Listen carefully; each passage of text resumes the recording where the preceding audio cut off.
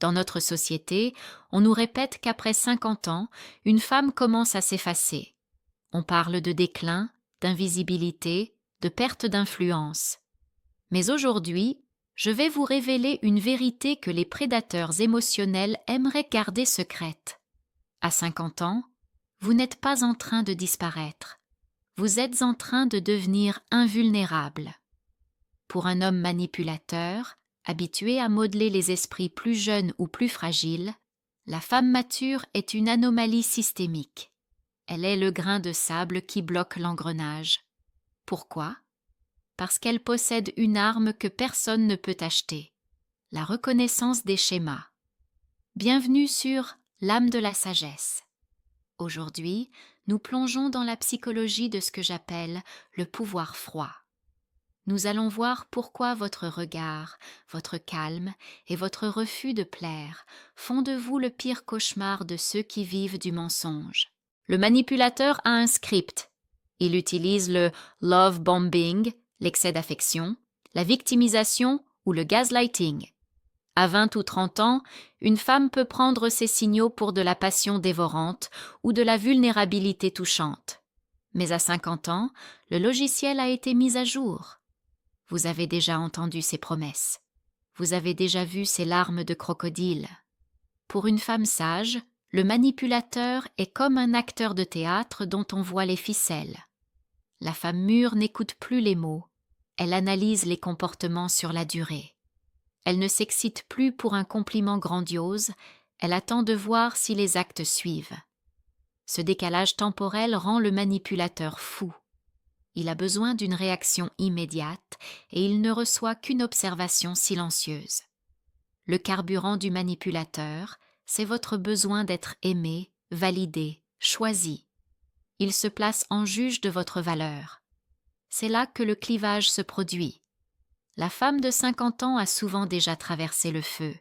Le mariage, l'éducation des enfants, les deuils, les succès professionnels. Sa valeur n'est plus une question, c'est un fait établi. Quand un homme essaie de lui retirer sa confiance en elle par une petite remarque désobligeante, la base de la manipulation, la femme sage ne se demande pas « Qu'est-ce qui ne va pas chez moi ?»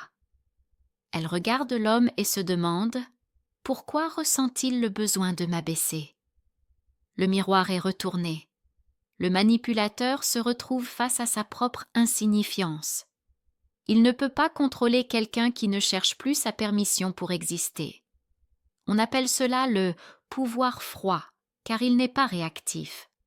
Le manipulateur cherche le conflit, les cris, la justification.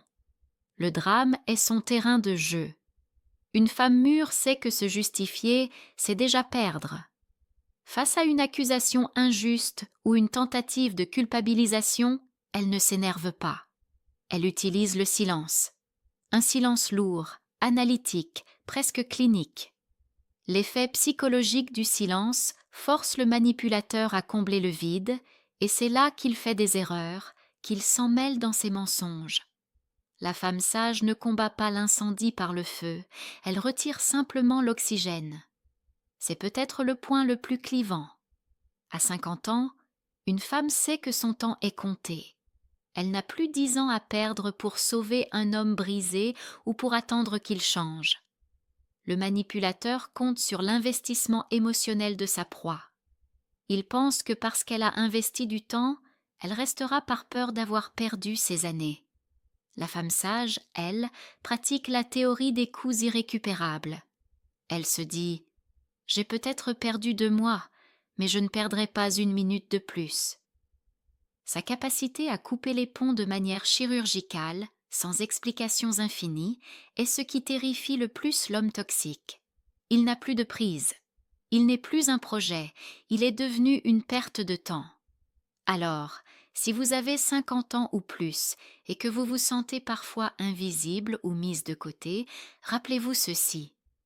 Votre invisibilité pour la masse est votre bouclier contre les prédateurs. Vous êtes devenu trop difficile à chasser, trop lucide pour être piégé. Ne craignez pas d'être perçue comme froide ou intimidante. Ce que les hommes toxiques appellent froideur, Les gens sains l'appellent limite.